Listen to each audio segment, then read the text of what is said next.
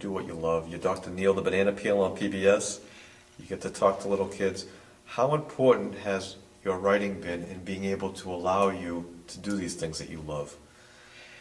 The writing has been the launching pad. You know, the first book I wrote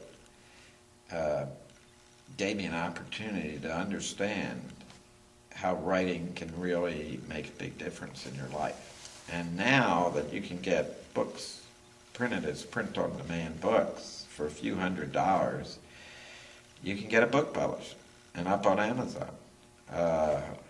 So it's available to everybody. Now, you might not get a traditional publisher. You might only sell 5 copies. But the thing is, it will be there. And it might become popular after you die. So you don't have to be depressed about a sales of only 5, because you never know, and it can be there for eternity. But for me, writing gave me an opportunity to then talk to people about what I wrote. Gave me an opportunity to be on TV shows. It gave me an opportunity to make movies. It gave me an opportunity to start nonprofits that were based around some of the books we wrote. One of my co-authors, we did a book called Second Wind. It's a comedy about nursing homes.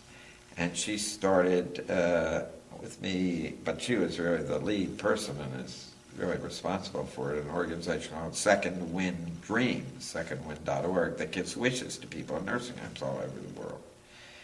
There was another book that The Backyard Tribe that Disney was interested in as a screenplay about a doctor goes to Africa on a flying doctor mission, comes across a little girl who needs heart surgery, wants to bring her back to the United States for the heart surgery. Her parents say no way. He says, here's my American Express card, the family can come too. The whole family then agrees to come over, but they bring over the entire tribe. They set up their village in the doctor's backyard, and the witch doctor starts treating people at all the hospitals in Atlanta, and they all get better.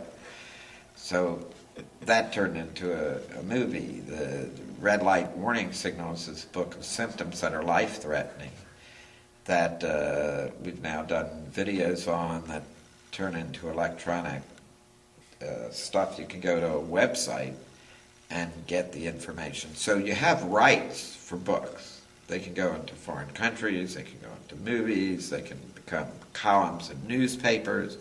There's so many spin-offs that it just opens all sorts of additional doors. And then the thing is, it's also interesting to see the spectrum of response that you get when you write a book. Because one person might say it's trash, and the other person says they love it. And the more popular you are, the more you realize that when you create something, particularly writing something, that you'll never get everybody to love it or everybody to hate it. But you learn so much by people reacting to it.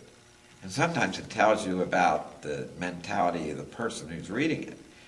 Because they might hate it, but they might hate it for a reason.